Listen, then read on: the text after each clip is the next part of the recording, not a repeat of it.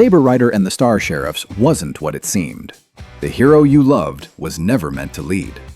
Today we're counting down 10 wild facts that will completely change how you remember the New Frontier and those famous Vapor Zone escapes. Give me back that key! No dice, Kimosabi. Number 10. Fireball's dad lived inside the villain. Remember all those times Fireball seemed extra personal and driven about hunting down outriders? Turns out, he had an incredibly good reason that the show revealed later. His father was a heroic fighter pilot who made the ultimate sacrifice years before the show began, deliberately crashing his ship straight into Nemesis's command vessel in a kamikaze run. That desperate maneuver didn't just destroy the villain's physical body, it trapped Fireball's dad inside the Outrider dimension itself, lost in that mysterious realm. So every single time Fireball fought Nemesis throughout the series, he was unknowingly battling the very prison that held his own father's spirit captive.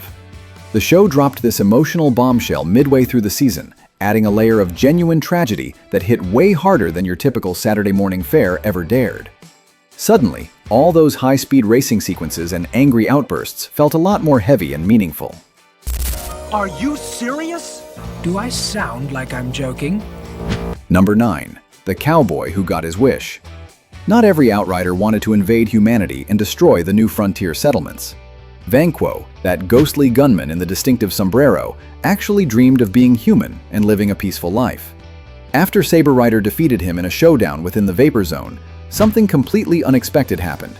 He got transformed into actual flesh and blood. The writers gave him a moment that still hits hard today. He looked down at his new human hands with wonder and actually teared up with pure joy. He realized in that instant he could finally live out his deepest fantasy as a real cowboy in the New Frontier. It was a shockingly tender moment in a show primarily about giant robots shooting laser cannons at dimensional invaders. Who knew a show about interdimensional warfare would give us one of the most heartfelt redemption arcs in 80s animation history? Yes, sirree, we got ourselves a tiger by the tail here, pard. Number 8. Challenge Phase was a cockpit roller coaster. Every kid lived for that electrifying moment when Fireball slammed the center button and yelled for the challenge phase to begin. But here's what made it absolutely brilliant from an animation perspective. Ramrod didn't just transform on the outside into that towering robot. The entire internal cockpit physically shifted and rotated during that transformation sequence, moving the 4 Star Sheriffs up into the robot's head so they could directly control the devastating Maverick quick-draw cannons. You were basically watching them ride a high-tech mechanical bull while simultaneously piloting a building-sized gunslinger. The Japanese animators deeply understood that transformation sequences needed to feel viscerally real inside and out, not just look cool. That shifting perspective made you feel like you were strapped in right alongside them in the cockpit, which is exactly why you mimicked pressing that button on your couch every single episode. Soon, Planet Funorama will be all mine! Have at 'em, rustlers! Number 7. The villain who invaded out of boredom. Nemesis wore that terrifying mask and commanded vast armies across multiple dimensions, so you'd naturally expect his motivation to be power-hungry megalomania, right? Completely wrong. He invaded the human world because the Vapor Dimension was just too boring and bleak for him to tolerate. That's it. Pure existential boredom and restlessness drove the entire intergalactic war effort. Later episodes revealed the disturbing truth behind that iconic mask. Nemesis wasn't even fully alive anymore. He was a cyborg whose consciousness lived inside a massive computer system called the Nth Degree, essentially a prisoner of his own technology. So the Star Sheriffs were essentially fighting a bored artificial intelligence who wanted better entertainment options and stimulation. Somehow that makes him even more terrifying as an antagonist, a villain who starts wars just to kill time and alleviate tedium. Continue to pioneer the ways of the frontier spirit. They are a shining example to us all. Number 6. Jesse Blue's heartbreak never happened. Jesse Blue, that blue-haired rival with the tragic backstory, turned evil because April Eagle rejected his love, right? That whole romantic angle and betrayal narrative was completely made up for American audiences by the localization team. In the original Japanese version of the series, Jesse, called Perios, was never human at all.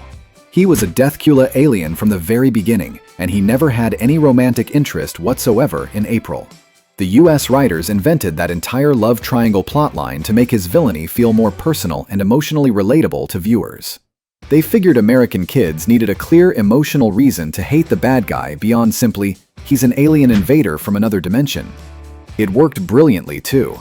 That betrayal storyline made Jesse Blue one of the most memorable antagonists of the entire era. His motivation felt real because the writers made it deeply human. We've lost complete control! What?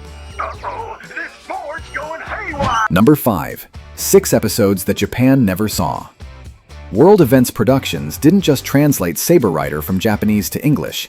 They actually created 6 brand new episodes from scratch that never existed in the original series. These weren't just filler episodes either. They were carefully designed to flesh out character backstories and add Western-style plotlines that would resonate more strongly with American kids. Episodes like Cavalry Command and Jesse's Revenge were pure American invention, complete with new animation sequences and storylines. The US production team essentially extended the show's universe far beyond what the original Japanese creators imagined. So if you remember certain storylines that your anime purist friend swears never actually happened in the original, you're both right. Those episodes existed in a unique parallel dimension called American Saturday Morning Television. The show you loved was partly an original American creation. You know, I think he's got to see the Star Sheriffs in action. Number 4. Nobody was teleporting to the Vapor Zone. Here's the big one that fundamentally changes everything about the show. Remember how Outriders would get shot and dimension jump back to the Vapor Zone in a puff of green gas? That entire concept was a complete lie created for American broadcast. In the original Japanese version, that green gas meant they were being eliminated, as in permanently and fatally. American TV standards wouldn't allow any on-screen deaths in kids' programming back then, so the creative localizers rewrote reality itself to comply. They invented the entire teleporting to safety narrative to keep the show airing on network television. Every single battle you watched had real stakes that were carefully sanitized for your protection as a viewer. So all those times you thought the Star Sheriffs were just sending bad guys home to their dimension, they were actually playing for keeps the whole time, fighting a genuine war with permanent consequences. Well, guess who? Yes, we might have known. It's the Outriders, but they're not doing it for sport. Number 3.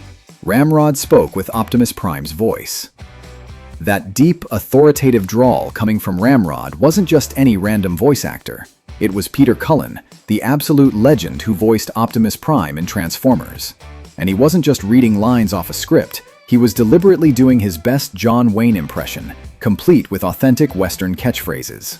Every time Ramrod rumbled out classics like, "Head 'em up, move 'em out," you were hearing the Transformer commander channeling the Duke himself perfectly. It was essentially a giant robot doing an elaborate cowboy cosplay, and it worked perfectly for the show's hybrid aesthetic.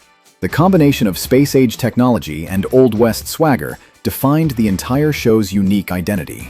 Having the voice of 80s animation's most iconic hero piloting a mechanical sheriff with a Western drawl?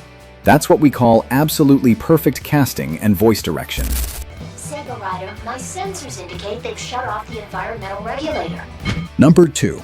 April Eagle designed the whole operation. Let's be absolutely clear about something important.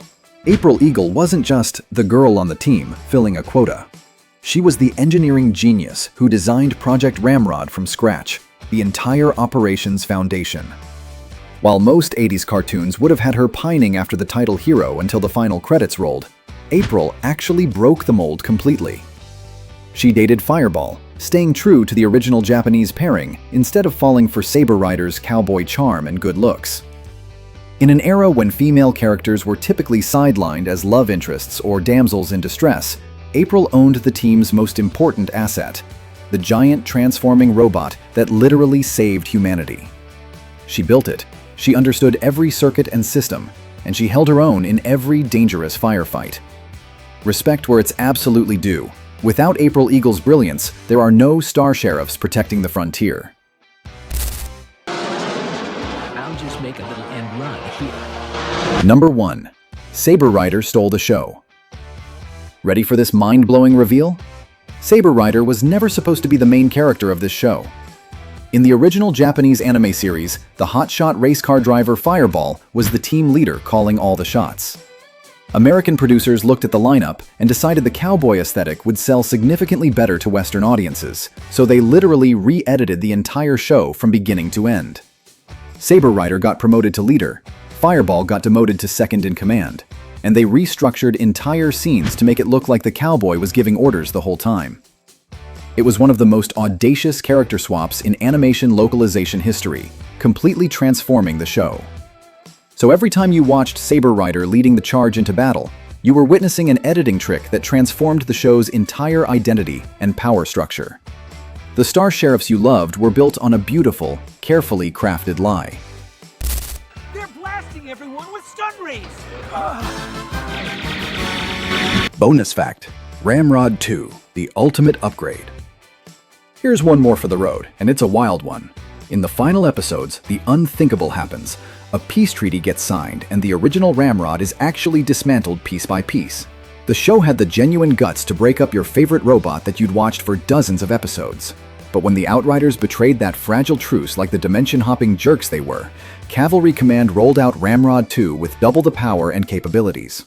This wasn't just a fresh coat of paint or cosmetic upgrade, it was an entirely redesigned war machine specifically designed to end the conflict for good. The Star Sheriffs used that enhanced mechanical monster to banish the Outriders back to their dimension permanently, finally securing the new frontier for human settlers. It was the 80s equivalent of bigger sequel, bigger explosions, and it delivered exactly what Saturday morning kids craved in a finale. From editing tricks that completely rewrote the hero's role, to censorship that fundamentally changed what Vapor Zone really meant, Saber Rider and the Star Sheriffs was way more complex and layered than any of us realized back then. These weren't just simple cartoons thrown together for kids, they were intricate cultural translations that walked the line between honoring Japanese storytelling traditions and serving American breakfast cereal commercials. The production team made countless decisions that shaped the show you remember. Until then, remember, head 'em up, move 'em out, and keep riding toward that new frontier with the Star Sheriffs. Saber Rider and the Star Sheriff.